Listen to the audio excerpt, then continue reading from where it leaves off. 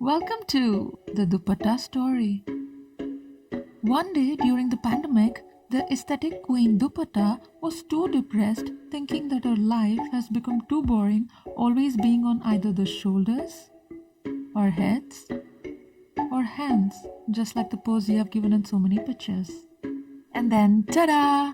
All of a sudden, her head exploded with an idea where she would be able to put her ass back to the trending fashion list. As you can see in the video, fold your dupatta in half, put it behind your neck and take it out on shoulders from under your tea bag, just like shown. Tuck on either sides, making it look like a sleeve, and you can also adjust the length of your sleeves from pulling it from the back of your neck. And these are a few ideas on how you can pose when you feel pretty. In this manner, she began to doll up herself, being the beautiful sleeves, understanding that change is the order of life. And if you still haven't bought my idea of reusing your old clothes, then I wish God saves you before your dupatta kills you for leaving her alone in the closet.